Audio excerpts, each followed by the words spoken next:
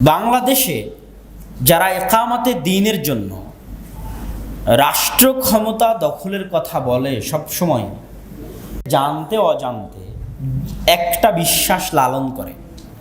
যারাই ক্ষমতা দখল করার কথা বলে তারা দুই ভাগে বিভক্ত। একদল বলে অস্ত্রের মাধ্যমে ক্ষমতা দখল করা, আর একদল বলে ভোটের মাধ্যমে ক্ষমতা দখল করা। ভোট বিপ্লব, অস্ত্র বিপ্লব, এদের উভয়েরই একটা মৌলিক বিশ্বাস এক জায়গায় একত্রিত। সেটা হচ্ছে বর্তমান রাষ্ট্র কি মুসলিম রাষ্ট্র, না বর্তমান রাষ্ট্র কাফের রাষ্ট্র? বর্তমান দেশ কি দারুল ইসলাম, না বর্তমান দেশ দারুল কুফর? বর্তমান সরকার কি কাফের সরকার, না বর্তমান সরকার মুসলিম সরকার? এই জায়গাতেই ভিতরের আকিদা, এটা হচ্ছে অভ্যন্তরীণ আকিদা, যেটা জেল জুলুম দিয়ে, ফাঁসি দিয়ে এটার চিকিৎসা হবে না। এটার চিকিৎসা হবে জ্ঞানের কাছে। যারাই এই রাস্তায় যায় তাদের ভিতরের আকিদা হচ্ছে এই জিনিসটা। এটার চিকিৎসা জেল জুলুম বা ফাঁসি এগুলো দিয়ে এটার চিকিৎসা না, এটার চিকিৎসা জ্ঞানের কাছে, নূরের কাছে, নূরুল ইলম। তো এই জায়গাতে আমাদেরকে মাথায় রাখতে হবে যে একটা রাষ্ট্র কখন কাফের হয়, একটা রাষ্ট্র কখন মুসলিম থাকে। আজকে সকালের আলোচনায় আমরা বলেছিলাম যে কবিরা গুনাহগার মুসলমান কাফের না ফাসেক? ফাসেক। সে কিন্তু মুমিন থাকে, কিন্তু ফাসেক মুমিন, তার ঈমান কমে গেছে। তার ঈমান কি হয়েছে? কমে গেছে, দুর্বল হয়ে গেছে।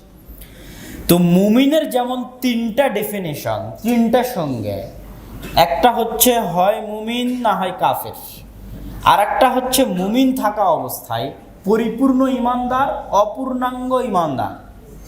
অপূর্ণাঙ্গ ইমানদার মানে ফাসেক ইমানদার, পাপিষ্ঠ ইমানদার। আচ্ছা, আমরা এখানে যতজন আছি কেউ কি নিজেকে 100-তে 100 পূর্ণাঙ্গ ইমানদার দাবি করতে পারবো? না, সবাই পাপিষ্ঠ। কুল্লু বানি আদম খাত্তা, আদমের সব সন্তান পাপী। অখায়রুল খাত্তাইন আত-তাওয়াবুন, আর সর্বোত্তম পাপী হচ্ছে তওবাকারীরা। তাহলে অবশ্যই মুমিনের একটা অপশন রাখতে হবে, কি? পাপিষ্ঠ মুমিন, পাপাচারী মুমিন। ঠিক রাষ্ট্রেরও তিনটা ডেফিনেশন। একটা হচ্ছে পরিপূর্ণ ইসলামী খেলাফা, যেটা 40 বছর ছিল আবু বকর, ওমর, ওসমান, আলী। আর আরেকটা হচ্ছে কাফের রাষ্ট্র। কাফের রাষ্ট্র আর পরিপূর্ণ ইসলামী খেলাফার মাঝে একটা রাষ্ট্র ব্যবস্থা, যার নাম হচ্ছে ফাসেক মুসলিম রাষ্ট্র। কথা বুঝতে পেরেছেন? যেমন ফাসেক মুমিন, যেরকম ফাসেক মুসলিম রাষ্ট্র। ইসলামে কেন্দ্রীয় শাসন ব্যবস্থার গুরুত্ব এত বেশি, এত বেশি, কেন্দ্রীয় শাসন ব্যবস্থা। ইসলাম গোত্রীয় শাসন ব্যবস্থাকে ধ্বংস করে, ধূলিসাৎ করে এক কেন্দ্রিক শাসন ব্যবস্থা চালু করেছে। এবং ইসলামে কেন্দ্রীয় শাসন ব্যবস্থার গুরুত্ব সীমাহীন ও অপরিসীম। এই কেন্দ্রীয় শাসন ব্যবস্থার উদাহরণ দিতে গিয়ে আমি আপনাদেরকে যেটা বলতে চাই সেটা হচ্ছে, রাসূল সাল্লাল্লাহু আলাইহি ওয়াসাল্লাম জামাতবদ্ধ জীবন যাপনের যত হাদিস উল্লেখ করেছেন, যে তোমাদেরকে জামাতবদ্ধ থাকতে হবে, এবং তোমরা যদি শাসককে জালেম দেখো, অত্যাচারী দেখো, তাহলে তোমরা শাসকের অত্যাচারের ওপর, জুলুমের ওপর ধৈর্য ধারণ করো। ওয়াইন যারাবাক ওয়াইন আখাযা মালাক, শাসক যদি তোমার পিঠের চামড়া মেরে ফাটিয়ে দেয়, তোমার ধন সম্পদ দখল করে নেয়, তবুও কি করো? কথা বলেন না? সহিহ মুসলিমের একটা অধ্যায় আছে, কিতাবুল ইমারাহ, ইমারত অধ্যায়। কি অধ্যায় বলেন তো? ইমারত অধ্যায়। ইমারত অধ্যায়ের হাদিসগুলো পড়লে আপনি আশ্চর্য হয়ে যাবেন। একটা দেশের আমিরের, রাষ্ট্রনেতার নির্দেশ মানার ক্ষেত্রে এত কঠোর কঠোর হাদিস কল্পনা করতে পারবেন না। এত কঠোর কঠোর হাদিস যে যদি তোমাদের উপর হাবশি গোলাম, গোলাম কোনোদিন বাদশাহ হতে পারে না ইসলামের নিয়মে। ইসলামের নিয়মে গোলাম কোনো সময় শাসক হতে পারে না, শাসক হতে হবে স্বাধীন। এখন গোলাম যদি শাসক হয়েই যায় তো তাও তার আনুগত্য করে, মানে যে শাসক হওয়ার যোগ্য নয় সে শাসক হয়ে গেছে, তবু আল্লাহ রাসূল কি বলছে? তার কি করতে হবে? আনুগত্য করতে হবে। কেন? কেন্দ্রীয় শাসন ব্যবস্থা রক্ষা করতে হবে। কেন্দ্রীয় শাসন ব্যবস্থা যদি না থাকে তো একদিন আপনি রাষ্ট্র চালাতে পারবেন না, একদিন রাষ্ট্র ধ্বংস হয়ে যাবে, নিরাপত্তা থাকবে না, আমন সালামা থাকবে না। নিরাপত্তা হচ্ছে আ'যামুন নি'মা, সবচেয়ে বড় নিয়ামত। সিরিয়ার বাশার আল আসাদের বিরুদ্ধে যখন বিদ্রোহ হলো, লিবিয়ার মুয়াম্মার আল গাদ্দাফির বিরুদ্ধে যখন বিদ্রোহ হলো, বিদ্রোহের আগে মুসলমানরা ভালো ছিল না বিদ্রোহের পরে ভালো ছিল? বিদ্রোহের আগে ভালো ছিল। কেন? বিদ্রোহের আগে ছিল আমন সালামা, অত্যাচারী শাসক ছিল কিন্তু সামগ্রিকভাবে নিরাপত্তা বজায় ছিল। আমি বাড়ির থেকে বের হয়ে গেলে আমার বাড়ির ধন সম্পদ কেউ জোর করে চুরি করে নিবে, রাস্তাঘাটে বের হলেও কেউ বুকে গুলি ধরে টাকা পয়সা বের করে নিবে, তারপরে হচ্ছে বাড়িতে আমার স্ত্রী পুত্রকে ধর্ষণ করা হবে, আমি বাড়িতে ছেলে মেয়ে একাই রেখে বাইরে যেতে পারবো না। এই যে একটা অনিরাপত্তা, এই অনিরাপত্তা কি ছিল? ছিল না।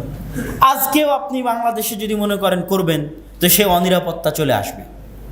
ওই অনিরাপত্তাটা সামগ্রিকভাবে দেশ জাতি রাষ্ট্র মুসলমানদের জন্য ক্ষতিকর। এই জন্য কেন্দ্রীয় শাসন ব্যবস্থার ইসলামে খুবই গুরুত্ব। এইটা বলে আমি যেটা বুঝাতে চাচ্ছি সেটা হচ্ছে ফাসেক মুসলিম রাষ্ট্র, ফাসেক মুসলিম রাষ্ট্রে কেন্দ্রীয় শাসন ব্যবস্থাকে আমাদেরকে মূল্যায়ন করতে হবে এবং দারুল ইসলাম হিসেবে গণ্য করতে হবে। ততক্ষণ দারুল ইসলাম হিসেবে গণ্য করতে হবে যতক্ষণ বসবাসকারী জনগণ অধিকাংশ, যতক্ষণ সামগ্রিক সামাজিক সাংস্কৃতিকভাবে ইসলামের প্রাধান্য, যতক্ষণ ইসলামের প্রকাশ্য আমলগুলো করতে বাধা প্রদান না করা হয় ততক্ষণ, এবং যতক্ষণ শাসকের পক্ষ থেকে প্রকাশ্য কুফরি না দেখা যায় ততক্ষণ সেটাকে ফাসেক মুসলিম রাষ্ট্র মনে করতে হবে। যেমন ভারত বলছি, যেমন পাকিস্তান, বাংলাদেশ, আফগানিস্তান, সৌদি আরব, কুয়েত, কাতার, বাহরাইন, মালয়েশিয়া, ইন্দোনেশিয়া, যত রাষ্ট্র আছে এগুলো একটাও কি খেলাফা কায়েম আছে? কোথাও খেলাফা কায়েম নাই। পরিপূর্ণ ইসলামী খেলাফাত কোথাও প্রতিষ্ঠিত নাই। এগুলো সব কি ফাসেক মুসলিম রাষ্ট্র, ফাসেক মুসলিম রাষ্ট্র। কি জন্য মুসলিম রাষ্ট্র বলছি আমি? এই রাষ্ট্রগুলো ইসলামের সামাজিক হুকুম আহকাম এবং ইসলামের পারিবারিক ও ব্যক্তিগত হুকুম আহকাম পালন করতে কোনো প্রকার বাধা প্রদান করে না। ব্যক্তিগত হুকুম আহকাম মানে সালাত আদায়ে বাধা প্রদান করে না, সিয়াম পালনে বাধা প্রদান করে না। তারপরে হচ্ছে আপনার সামাজিক হুকুম আহকাম মানে কুরবানি করতে বাধা প্রদান করে না, ঈদুল ফিতর পালন করতে বাধা প্রদান করে না, হজ পালনের ক্ষেত্রে বাধা প্রদান করে না, হজ পালনের ক্ষেত্রে সহযোগিতা করে। পারিবারিক আইন মানে আমি মারা গেলে আমার ধন সম্পদ ইসলামী আইন অনুযায়ী বন্টন হবে, যদি আমি এটা চাই তাহলে আমি এটা করতে পারবো। আমার বিবাহ, আমার তালাক ইসলামী আইন অনুযায়ী আমি করতে পারবো। তো এই যে ব্যক্তিগত যে ফ্যামিলি লগুলো আছে ইসলামের এবং পারিবারিক সামাজিক যে বিধিবিধানগুলো আছে ইসলামের, এগুলো মোটামুটি সব মুসলিম রাষ্ট্রে পালিত এবং লালিত। কোনটা নাই মুসলিম রাষ্ট্রগুলোতে? ক্রিমিনাল ল, অপরাধ সংশ্লিষ্ট যে বিধানগুলো, এই অপরাধ সংশ্লিষ্ট বিধানগুলোর বাস্তবায়ন নাই। কেউ চুরি করলে হাত কাটতে হবে, কেউ কাউকে হত্যা করলে কিসাস করতে হবে, কেউ কাউকে জেনা করলে রজম করতে হবে, 100 লাঠি পিটাতে হবে, মদ খেলে 40 লাঠি পিটাতে হবে। এই যে ক্রিমিনাল লগুলো, এগুলোর বাস্তবায়ন নাই। কিন্তু একটা রাষ্ট্র আপনাকে ইসলামের সামাজিক এবং ব্যক্তিগত বিধান পালনে সহযোগিতা করে। আপনি যখন হজ করতে যান আপনাকে রাষ্ট্র সহযোগিতা করে না? করে। আপনি যখন ঈদুল ফিতর, ঈদুল আজহা পালন করতে যান আপনাকে রাষ্ট্র সহযোগিতা করে না? করে। তাহলে ইসলামের ব্যক্তিগত সামাজিক হুকুম আহকাম পালনে যে রাষ্ট্র সহযোগিতা করে, বাধা প্রদান করে না, যে রাষ্ট্রের সামগ্রিকভাবে এবং ইসলামের সমাজ সংস্কৃতির প্রাধান্য রয়েছে সামগ্রিকভাবে, এবং যেই রাষ্ট্রের সরকার নামকা অস্তে হলেও মুসলিম, সরকার প্রধান নামকা অস্তে হলো, যদি কাফের হয় তখন ওটাকে আর মুসলিম রাষ্ট্র বলার অবকাশ থাকে না। নামকা অস্তে হলেও যখন মুসলিম, তখন সেটাকে ফাসেক মুসলিম রাষ্ট্র বলতে হবে। এখানে একটা কোশ্চেন আসে যে ফামাল্লাম ইয়াহকুম বিমা আনজালাল্লাহ ফাউলাইকা হুমুল ফাসিকুন ফাউলাইকা হুমুল যালিমুন ফাউলাইকা হুমুল কাফিরুন। আল্লাহর বিধান অনুযায়ী যারা ফায়সালা করে না, যাদেরকে দেখতে পাচ্ছি প্রকাশ্যে আল্লাহর বিধান লঙ্ঘন করতেছে, তারপরও কিভাবে আমি তাদেরকে মুসলিম বলবো এবং তাদেরকে মুসলিম শাসক বলবো? এটা কিভাবে? এই জিনিসটা নিয়ে অনেকের মনে প্রশ্ন দেখা দেয়। এটা হচ্ছে ইসলামে কাউকে কাফের বলার আগে তাকে দুটো সুযোগ দিতে হয়। একটা হচ্ছে জাহেল হওয়ার সুযোগ, আর একটা হচ্ছে তাবিল করার সুযোগ। যে কাউকে কাফের ফতোয়া দেওয়ার আগে কি সুযোগ দিতে হয়? জাহেল হওয়ার সুযোগ এবং তাবিল করার সুযোগ। এই পয়েন্টটা আসার আগে আপনাদেরকে আর একটা গুরুত্বপূর্ণ পয়েন্ট বলে রাখি যে আপনি নিজে যদি আপনার স্ত্রীকে দেখেন যে আপনার স্ত্রী অন্য কারোর সাথে জেনা করতেছে, আপনি কি তার উপর হদ কায়েম করতে পারবেন?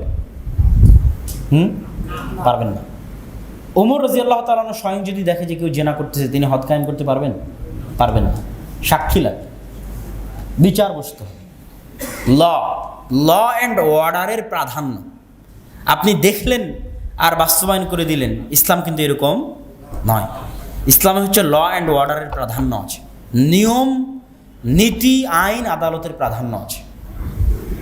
এই আইন আদালতের প্রাধান্যতাকে আপনাকে স্বীকার করতে হবে। আমরা বলছিলাম কাউকে কাফের ফতোয়া দেওয়ার আগে জাহেল হওয়ার এবং তাবিল করার সুযোগ। একজন রিক্সা চালককে আপনি দেখতেছেন সে সালাত আদায় করে না, তার সালাত আদায় না করার পিছনে দুইটা এক্সকিউজ হতে পারে। একটা হচ্ছে তার জাহেল থাকা, আর একটা হচ্ছে তার তাবিল করা। এই দুই এক্সকিউজই গ্রহণযোগ্য। আপনি তাকে বলেন কি ব্যাপার, তুমি সালাত আদায় করো না? যে সালাত আদায় করা তো অনেক গুরুত্বপূর্ণ ইবাদত। সে উত্তরে বলল, আসলে সালাত যে এত গুরুত্বপূর্ণ ইবাদত আমি জানতাম না। তাহলে এটা কি হলো? কি হওয়ার সুযোগ? জাহেল হওয়ার সুযোগ। এবার জাহেল হওয়ার সুযোগ কেটে গেছে। তোমাকে তো ওই দিন বলেছিলাম সালাত এত গুরুত্বপূর্ণ ইবাদত, তুমি তো জানো, তারপরও কি জন্য পালন করো না সালাত? তো বলে আসলে আমি সালাত আদায় করতে ইচ্ছুক, কিন্তু এই এই এই এই এই এই সমস্যার কারণে আমি সালাত আদায় করতে পারি না। এটার নাম কি? তাবিল। এটার নাম তাবিল। এই দুইটা গ্রহণযোগ্য। এই দুইটা যখন পাওয়া যাবে তখন আপনি কাউকে কাফের বলতে পারবেন না। ও যদি ডাইরেক্টলি মুখোমুখি হতে চায় ইসলামের, তাহলে ডাইরেক্ট বলবে কে বলেছে রে সালাত ফরজ, আমি মানি না সালাত। কথা বুঝতে পেরেছেন? তখনও কি কাফের? তখনও কি কাফের। যেমন আমি ইদানিং একটা উদাহরণ দিই, লাস্ট। ভাস্কর্য বানানো কি বলেন তো? শিরক। কিসের অন্তর্ভুক্ত? শিরকের অন্তর্ভুক্ত। শিরকের রাস্তা উন্মুক্ত করে, এতে কোনো সন্দেহ না, সন্দেহের বিন্দুমাত্র অবকাশ নেই। এখন আমি ভাস্কর্য তৈরি করতেছি, আমাকে আপনি বলতেছেন যে ভাস্কর্য তৈরি করা হারাম এবং শিরক। এবার আমার পাল্টা অ্যান্সার হচ্ছে যে আমি এই শিরক আর হারাম মানি না, করবো আমি শিরক, তাতে তোর আমি এটা মানি না। তার মানে আমি কি হয়ে গেছি? কাফের হয়ে গেছি। কিন্তু আমি কি বলতেছি? আমি পাল্টা অ্যান্সারে বলতেছি যে আমি বাড়িতে পড়ে পড়ে আলেম হয়েছি, ভাস্কর্য তৈরি করা কোরআনের মধ্যে আছে। আমি তাহাজ্জুদ গুজার, আমি 20, 25, 30 বছর থেকে তাহাজ্জুদের সালাত আদায় করি, ভাস্কর্য বানানো জায়েজ। এখন আপনি তাকে কাফের বলতে পারবেন? তাকে কি বলতে হবে? ফাসেক। তাকে কি বলতে হবে? ফাসেক। এটা হচ্ছে তাবিলের সুযোগ। এটা কিসের সুযোগ? তাবিলের সুযোগ। এই তাবিলের সুযোগ দেওয়ার পরে কাফের হুকুম লাগাতে হবে। তাবিলের সুযোগ দেওয়ার আগে কাফের হুকুম লাগানো যাবে না। এটা ইসলামে কোনোদিন কোথাও কখনোই ছিল না। তাহলে সবাই কাফের। বাংলাদেশে কেউ আর মুসলমান নাই, সবাই কাফের। সকলকেই তাবিলের সুযোগ দিতে হবে। এখন একজন বিচারক ও বিমাল্লাম ইয়াহকুম বিমা আনজালাল্লাহ, আল্লাহর হুকুম অনুযায়ী ফয়সালা করে না, তখন আপনাকে ওকে জিজ্ঞেস করতে হবে আপনি আল্লাহর হুকুম অনুযায়ী ফয়সালা করেন না কেন? প্রথমত জাহালান, জানে না। দ্বিতীয়ত জানে এই এই কারণে। আমি বিশ্বাস করি আল্লাহর হুকুমই সবচেয়ে বিশুদ্ধ, আমি বিশ্বাস করি আল্লাহর হুকুমই সবচেয়ে সঠিক, এই পারিপার্শ্বিকতার কারণে পারি না। তাহলে এটা কি? তাবিল। আর ও যদি বলে যে আমি বিশ্বাসই করি না আল্লাহর হুকুম সবচেয়ে বিশুদ্ধ, আমি বিশ্বাস করি আমার এই গণতান্ত্রিক আইন এটাই হচ্ছে সবচেয়ে সঠিক, এটাই সবচেয়ে বিশুদ্ধ, আর আল্লাহর আইন ভুল, আল্লাহর বিধান ভুল, এরকম প্রকাশ্য যে স্বীকারোক্তি দিবে সে কি? কাফের। এবার এটা স্পষ্ট করার পরে যে একটা ফাসেক মুসলিম রাষ্ট্র, এটা স্পষ্ট করার পরে ওই ফাসেক মুসলিম রাষ্ট্রের অধীনে থেকে ওই ফাসেক মুসলিম রাষ্ট্রকে সহযোগিতা করা ইকামাতে দ্বীনের অংশ। প্রশ্নটা আপনাদের কাছে, বাক্যটা আপনাদের কাছে অনেক ভারী মনে হতো। ইকামাতে দ্বীনের অংশ। আমি সিলেটের রাস্তায় চলতেছি, সিলেটের রাস্তায় আছে আপনার সিগন্যাল আছে, ওই সিগন্যাল মেনে চলা কিসের অংশ বলেন তো? ইকামাতে দ্বীনের অংশ। সিগন্যাল মেনে চলা কিসের অংশ? ইকামাতে দ্বীনের অংশ। এক জায়গাতে বিদ্যুৎ পাওয়া যাচ্ছে, আমি অবৈধভাবে সেই বিদ্যুৎ না নেওয়াটা ইকামতে দ্বীনের অংশ।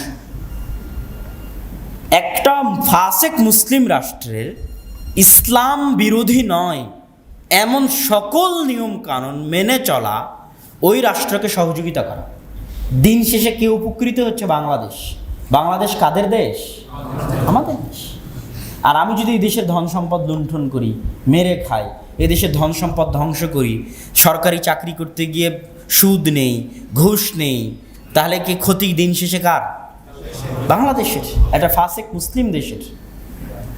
এটাকে সাধ্য অনুযায়ী সংশোধন করার চেষ্টা এবং সহযোগিতা করার চেষ্টা কিসের অংশ বলেন তো? ইকামতে দ্বীনের অংশ।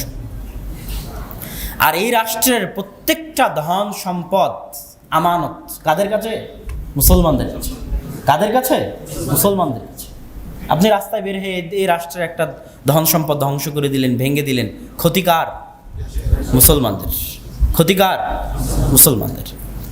এই জন্য খারেজিদের সবচেয়ে বড় বৈশিষ্ট্য হচ্ছে এরা চিরদিন কাদের বিরুদ্ধে যুদ্ধ করে? মুসলমান।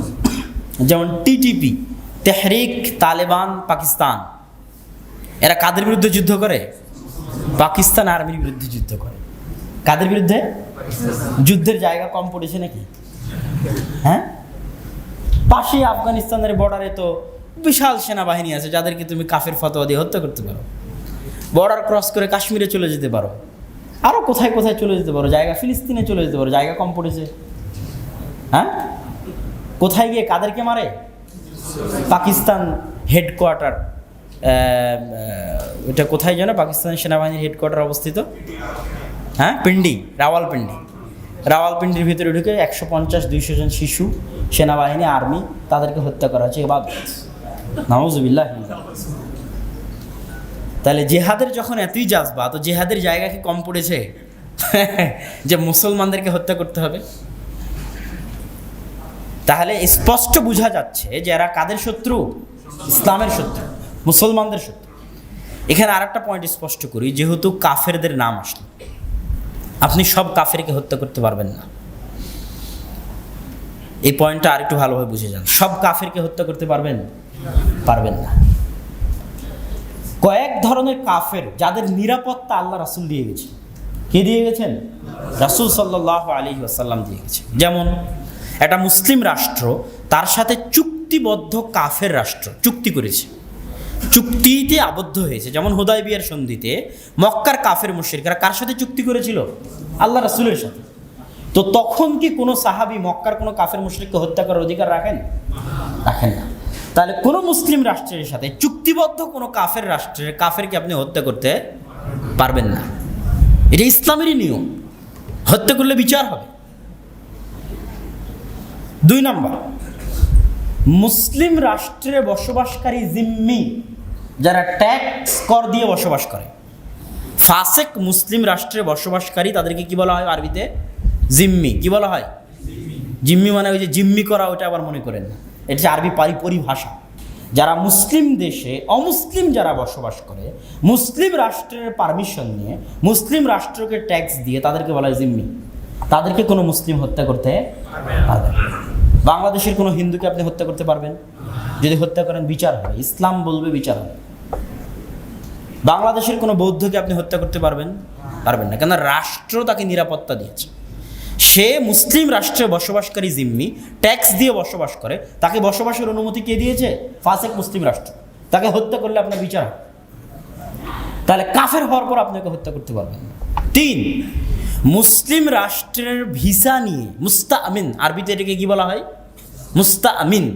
যে একটা মুসলিম রাষ্ট্রের পারমিশন নিয়ে সে মুসলিম রাষ্ট্রে গেছে, ওই পারমিশনটাকে আধুনিক যুগে কি বলা হয়? ভিসা। একজন আমেরিকা সাধারণ মানুষ, সে যদি ভিসা নিয়ে বাংলাদেশে আসে, আপনি তাকে হত্যা করতে পারবেন? পারবেন না। যতই আমেরিকা দারুল হারব হোক, যতই লন্ডন দারুল হারব হোক, সে একটা মুসলিম রাষ্ট্র তাকে নিরাপত্তা দিয়েছে, মুসলিম রাষ্ট্রের নিরাপত্তা নিয়ে সে এসেছে, তাকে আপনি হত্যা করতে পারবেন না। করলে আপনার বিচার হবে। তাহলে আপনি কোন কাফেরকে হত্যা করতে পারবেন? একমাত্র দারুল ইসলামের সাথে যেই দারুল হারবের যুদ্ধ চলে, একমাত্র দারুল ইসলামের সাথে যেই দারুল হারবের যুদ্ধ চলে, ওই চলমান যুদ্ধ যেই দারুল হারবের সাথে আছে, ওই চলমান যুদ্ধওয়ালা দারুল হারবের যে সমস্ত যোদ্ধা যুদ্ধের মাঠে এসে মুসলমানদের বিরুদ্ধে ভূমিকা রাখবে, তাদেরকে আপনি হত্যা করতে পারবেন। ওই চলমান দারুল হারবের, যে দারুল হারবের সাথে যুদ্ধ চলতেছে, ওই দারুল হারবের ওই নারী, ওই শিশুকে আপনি হত্যা করতে পারবেন না যে যুদ্ধের মাঠে আসেনি, কাফের হওয়ার পর। কথা বুঝতে পেরেছেন? তাহলে মুসলমানদেরকে হত্যা করা তো দূরের কথা, একজন কাফেরকে হত্যা করার কি আছে? অনেক নিয়মকানুন আছে। এবং কোনো ওয়াফদ, কোনো প্রতিনিধি, যত বড় কাফের হোক, কোনো ওয়াফদ, কোনো প্রতিনিধি যদি কোনো মুসলিম দেশে আসে এবং মুসলিম দেশ যদি তার নিরাপত্তা দেয়, তাকে ডাকে, তাহলে তাকে কেউ হত্যা করতে পাবে না। রাসূল সাল্লাল্লাহু আলাইহি ওয়াসাল্লাম শত শত কাফেরের সাথে বৈঠক করেছেন, মিটিং করেছেন, দাওয়াত দিয়েছেন, ডেকেছেন, তাদের ওয়াফদকে সম্মান করেছেন। চলে যাক, চলে যাওয়ার পরে যুদ্ধের এলান হোক, যুদ্ধের এলান হওয়ার পরে কে কাকে কত হত্যা করতে পারে করো যুদ্ধের মাঠে, কিন্তু চুক্তি মুসলমানেরা লঙ্ঘন করে না। তো এই জায়গায় আমরা এতক্ষণ আলোচনা করছিলাম যে একামতে দ্বীনের কথা যারা বলে, হয় ভোটের বিপ্লবের মাধ্যমে হোক অথবা অস্ত্রের বিপ্লবের মাধ্যমে হোক, তারা একটা মুসলিম ফাসেক রাষ্ট্রকে তাগুত বা কাফের রাষ্ট্র মনে করে। তাদের এই চিন্তাধারার খণ্ডনটা আমরা করছিলাম। এবং যুগে যুগে যত সালাফে সালেহিন এসেছেন, কেউই কোনো ফাসেক মুসলিম রাষ্ট্রের বিরুদ্ধে বিদ্রোহ করেননি। আহমদ বিন হাম্বল যখন ছিলেন, তখন যারা শাসক, তারা কোরআনকে আল্লাহর বাণী মানত না। তো যে কোরআনকে আল্লাহর বাণী মানে না, সে কত বড় গুনাহগার হতে পারে? আহমদ বিন হাম্বল তার বিরুদ্ধে বিদ্রোহের ডাক দিয়েছেন? দেননি। ইমাম ইবনে তাইমিয়া তার যুগের যারা বাদশা ছিল ফাসেক, তাদের বিরুদ্ধে বিদ্রোহের ডাক দিয়েছেন? দেননি। বরং তাদের সাথে তিনি যুদ্ধে অংশগ্রহণ করেছেন যখন যুদ্ধের প্রয়োজন হয়েছে। সৈয়দ আহমদ সারহিন্দি, মুজাদ্দেদ আল ফেসানি, তিনি বাদশাহ আকবরের বিরুদ্ধে হচ্ছে। বাদশাহ আকবর একটা কুফরি মতবাদের প্রচলন করে গেছে, দ্বীনে ইলাহি, একটা কুফরি মতবাদ, হিন্দুয়ানি সংস্কৃতির অনুপ্রবেশ সহ একটা কুফরি মতবাদ। কিন্তু তারপরেও তার বিরুদ্ধে তিনি বিদ্রোহের ডাক দেননি। কেননা বিদ্রোহের ডাকের চাইতে সংশোধনের ডাক বেশি কল্যাণকারী, বেশি কল্যাণকর। এবার আমরা আসি ভোটের পদ্ধতির মধ্যে। ভোটের পদ্ধতির মধ্যে যেটা সমস্যা, সেটা হচ্ছে গণতান্ত্রিক ব্যবস্থা রাখাই হয় একটা দেশের শাসক ইচ্ছামতো পরিবর্তন করতে পারার চান্স নেওয়ার জন্য। গণতান্ত্রিক সিস্টেম রাখাই হয় একটা দেশের শাসক কি করার জন্য? ইচ্ছামতো পরিবর্তন করতে পারার জন্য। আজকের সৌদি আরবের যারা শাসক আছে, তাদের যতই বন্ধুত্ব দেখাক, আমেরিকা, ইসরায়েল, ব্রিটিশ, তারা সবসময় চায় যে ওই দেশগুলোতে গণতন্ত্র আসুক। কেন? আজকে গণতন্ত্র না থাকার কারণে তারা ইচ্ছামতো শাসক পরিবর্তন করতে পারতেছে না।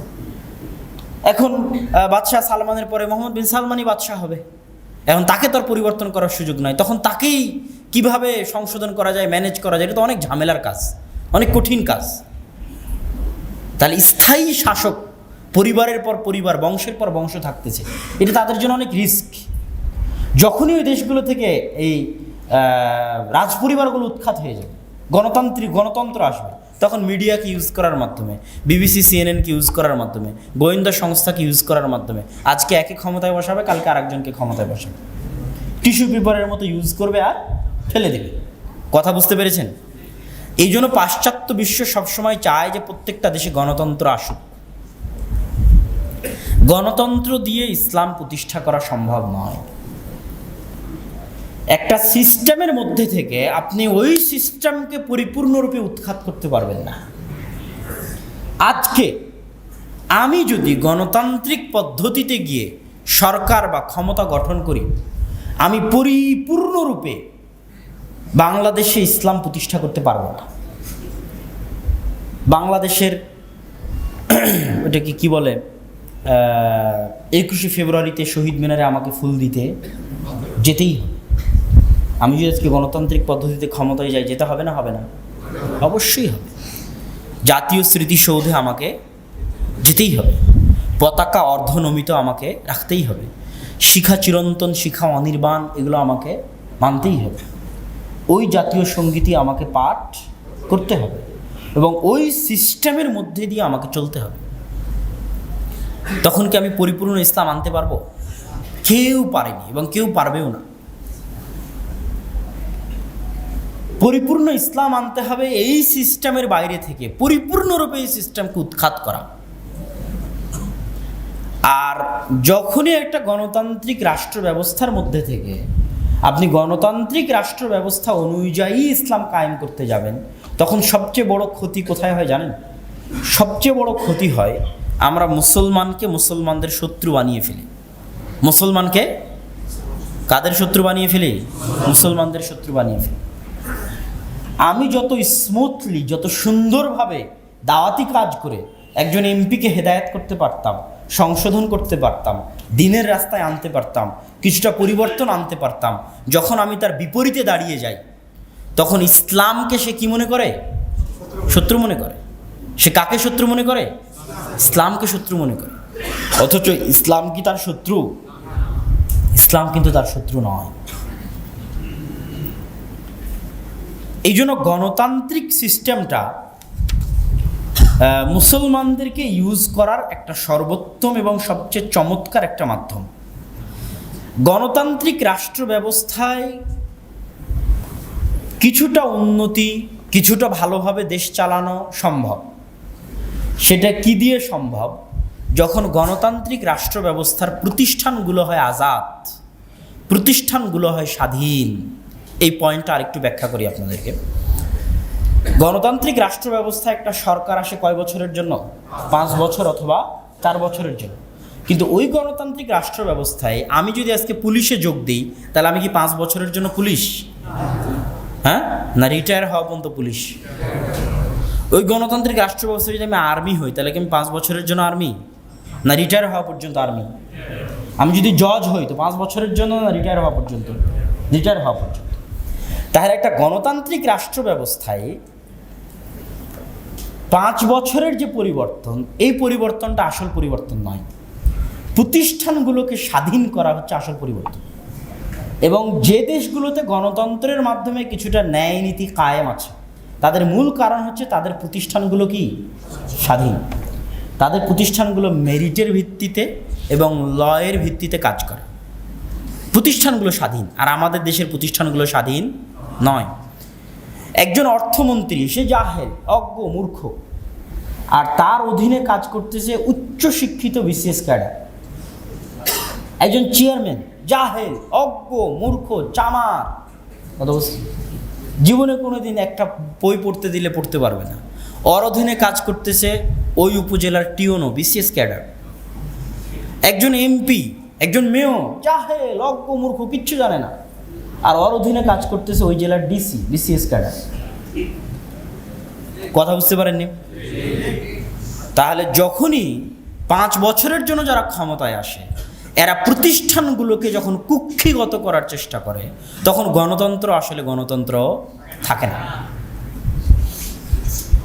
গণতান্ত্রিক সিস্টেমের মধ্যে দেশকে সুন্দরভাবে চালাতে হলে প্রতিষ্ঠানকে স্বাধীন করতে হবে। আর ইসলাম, এটাতে গেলে এমনি গণতন্ত্রের কথা বলছিলাম। আর ইসলাম যে খেলাফতি সিস্টেমে বিশ্বাস করে, এই খেলাফতি সিস্টেমে ক্ষমতা পরিবর্তনের সুযোগ নাই। যিনি ক্ষমতায় গেছেন উনি এককভাবে, নিরঙ্কুশভাবে ক্ষমতার মালিক। ক্ষমতা পরিবর্তনের সুযোগ এই জন্য নাই যে প্রতি 5 বছর পর পর যদি ক্ষমতা পরিবর্তনের সুযোগ দেওয়া হয়, তাহলে ক্ষমতা পরিবর্তন করতে গিয়ে যে লক্ষ কোটি টাকা নষ্ট হবে, যে লক্ষ কোটি টাকা অপচয় হবে, ওনাকে যদি বলা যায় আপনি নিশ্চিন্তে ঘুমান, আপনি মরা পর্যন্ত ক্ষমতায় থাকবেন, ও যতটা মনোযোগের সাথে দেশের কাজ করবে, ও যতটা মনোযোগের সাথে দেশের পিছনে সেবা দিবে, যে 5 বছরের জন্য গেছে, ও তো চিন্তাই থাকবে আমার ক্ষমতায় আসতে যত কোটি টাকা খরচ হয়েছে, আগে অত কোটি টাকা কিভাবে লোপাট করা যায়। এই জন্য ইসলাম এই থিওরি রাখেনি যে প্রতি 5 বছর পর যদি নির্বাচনী সিস্টেম দেওয়া হয়, তাহলে অটোমেটিক এটা মানুষের মধ্যে ঢুকে যাবে। নির্বাচনের জন্য কোটি কোটি টাকা খরচ করবে, নির্বাচনের পর যেহেতু আর গ্যারেন্টি নাই 5 বছর পর আবার চেঞ্জ হবে, তো যতটুকু মেরে নেওয়া যায় ততটুকু মেরে নিতে পারলেই বাঁচা যায়।